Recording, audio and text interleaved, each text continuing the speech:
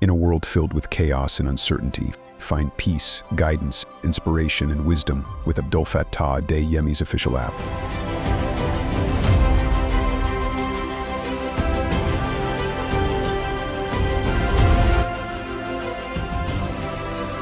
Living the life is more than just a measure of time spent on the accumulation of experiences. It's the art of being fully present in the moment. It is being aware of the fleeting beauty that surrounds us.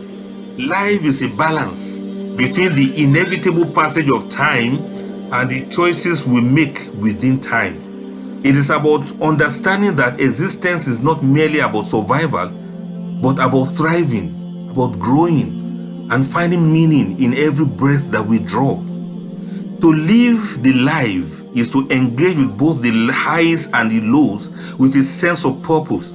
It's not the pursuit of constant pleasure or avoidance of pain. It is the willingness to embrace all that life offers: the joy of success, the lessons of failure, happiness in marriage, not very happy in marriage, the peace of solitude, and the richness of relationship. All of these come together, and you understand that this is what it is. Life is what it is.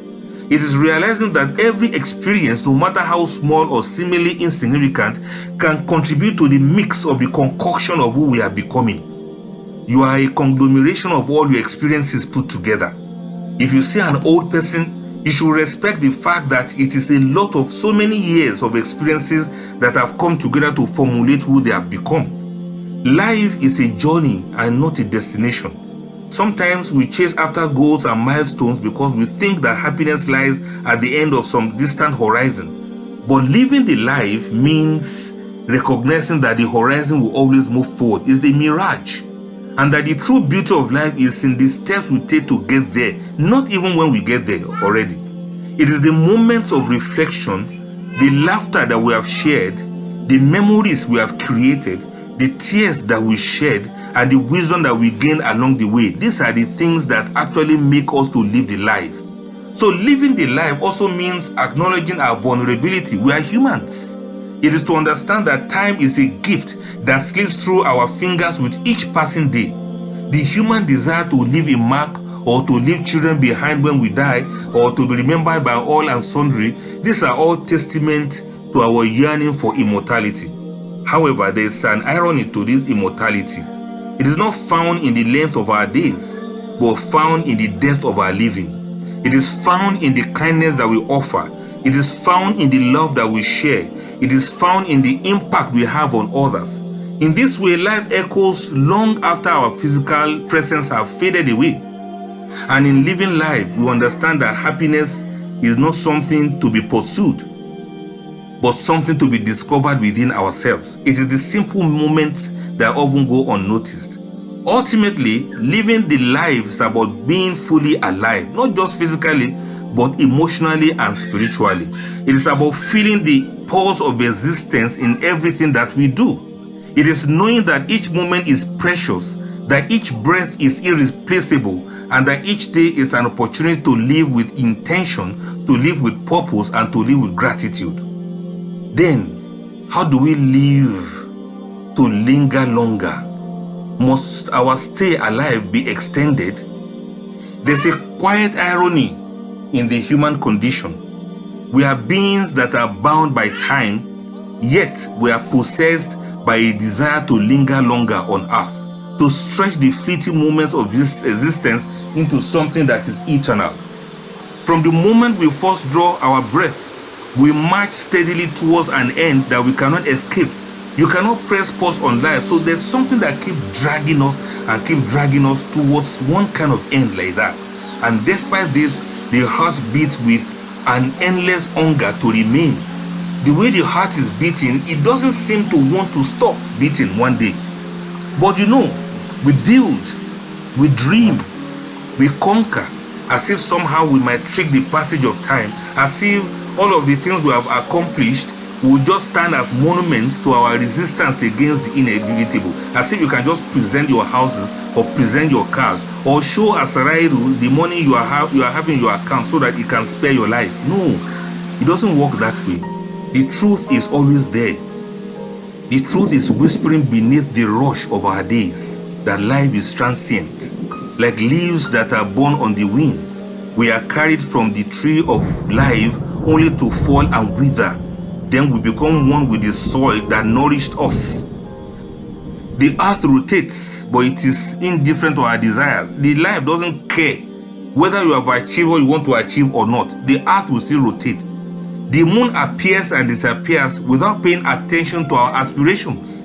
The sun rises and sets, and it doesn't care if we finish what we are here to do or not. Everything we touch, everything we love will one day fade away, and we too will return to the dust from which we came. Even if we don't want to leave this world, the world will still leave us and life will still go on. And in our quest to live longer, we are not merely fighting the decay of our bodies, we are also wrestling with the deep-rooted desire for meaning. We wish to linger, not simply for more years, but for more time to become, for more time to transcend, for more time to be happy, for more time to have with families, for more time to leave behind a mark that outlasts our flesh. The author writes not just to compose, but to imprint a piece of themselves on a book that may outlive them. The same way the architect designs not merely to build, but to leave a structure behind that will stand when they can no longer do so. But as we chase this elusive permanence and perpetuation, senescence, that's our steady companion, will always be walking beside us. And senescence seems to be another name for Azrael, that is busy checking the time, checking the schedule, watching over us and saying to himself that, look, your time will come someday. So with every passing year, it reminds us that to linger longer is not to escape aging, but to accept its presence. Our bodies change, our energies fade, and we find ourselves slowed by the weight of the years. Yet as we age, we discover that perhaps the true beauty of life lies in the depth, but not in its length. Let me say that again. The true beauty of life lies in the depth, not in the length. In many ways, the desire to linger longer is the longing for moments of significance, for connections that endure even when the body cannot stand again. Allahu Akbar. And the Prophet ﷺ said this. The Prophet said, "Iktanim khamsan qabla khamsin, shababaka qabla haramik, wa sihataka qabla sakomik, wa ghinaka qabla fakrik, wa faraghaka qabla shughlik, wa hayataka qabla mautik." Allahu Akbar.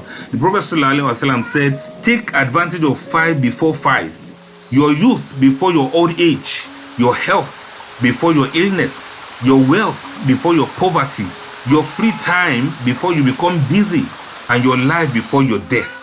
If you can take care of all of these things, then you are not aging, but you are younging, and you can begin to linger longer while taking advantage of the age that you are in now in preparation for the old age.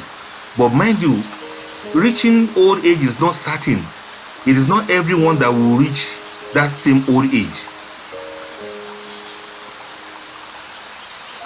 Aging is the one constant drifting and shifting in the river of time. No matter how we try to swim against its current, it carries us forward, unstoppable, unavoidable, irresistible, and irreversible. Because as we are swept along, we are given the choice to find peace in the brevity of our stay. So taking care of that chance you have, that choice you have, is an ability for you to linger longer while you are younging and not aging. To linger longer may not be possible in the physical sense because there's a time we'll not be able to do it again. But it's in the memories that we leave behind. And with this, let me give you an example of the yeast that we eat in bread. The yeast that we use for baking bread. You see, the human life begins with birth, a moment filled with potential and the promise of growth. And each person starts as a unique individual, shaped by genetics and environment, and ready to embark on their journey. As for the yeast begins its life as a tiny, insignificant organism. When introduced to the right environment, that's warm water and sugar, it activates and it starts to grow the same way like a human body responding to nurturing care. Then, for human beings throughout life, we seek purpose and meaning, and this can be found in relationships, the marriages we had, the works we did, the creativity and the personal growth, and each person contributes to the world in their own way, and we all strive to leave a positive impact. As for the yeast, the purpose of the yeast in the bread is to ferment and to cause the dough to rise. In doing so, it transmutates simple ingredients into something greater. Just water and sugar, it becomes bread. And this process is similar to human beings finding their purpose and making a meaningful contribution to society. So human life, the end of human life is inevitable. It is marked by death. And then the life of the yeast, its own end is bread that is baked. The heat of the oven will kill the yeast, but the work is complete. The bread is now risen and baked and serves as nourishment and symbolizes the lasting impact of one's effort. So when the yeast rises, that is when we arise too. But the yeast will not rise forever. There will come a time when the yeast will have to go into the oven and the heat will kill the yeast and the bread will remain. How long should the bread remain in the oven? It has limit. You cannot, because you want the bread to be sweeter and to be better, you make it overstay in the oven. If it does that, your bread is going to get burnt. And when you stay in this world, you want to linger longer beyond necessary time, then you'll be shocked, you'll be donated to a museum. You'll become a living ancestor. So we have our time, we have our limit. When the yeast makes the dough to rise, that is the opportunity the yeast has to achieve its own purpose in life. And by the time the bread is put into the oven to bake, that is the peak of the achievement of the yeast. And by the time the bread is removed, before it is time for it, you see that the bread looks funny, it looks whitish. It is not sweet, it doesn't achieve its potential, it has not risen well enough, and it doesn't taste so nice, and it looks sick. That is the bread that is whitish. Nobody likes to eat it. It looks undone. And may Allah save us from death at a time when we are not ripe enough to leave this world. As for the bread that has stayed just at the right moment, now this is it now. Allah subhanahu wa ta'ala knows for how long we are going to linger on earth. And He knows the right moment when we are ripe enough, when we are baked enough as a bread that's supposed to be fresh and nourishing to anybody that will eat it. And Allah takes the life of people whenever He wills, when they are ripe and when they are okay.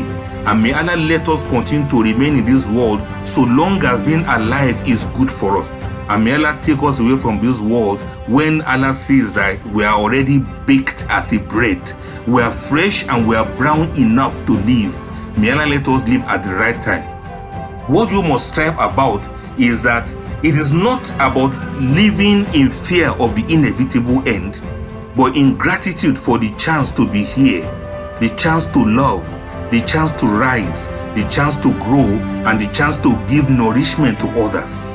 And when our time comes to return to the earth, we do so with the quiet understanding that while our bodies may fade, the essence of what we were will still remain imprinted into the life that we have touched, into the hearts we have healed, and into the world that we helped to shape.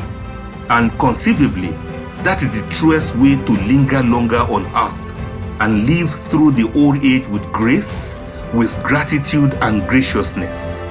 Wassalamu alaikum wa rahmatullahi ta'ala wa barakatuh.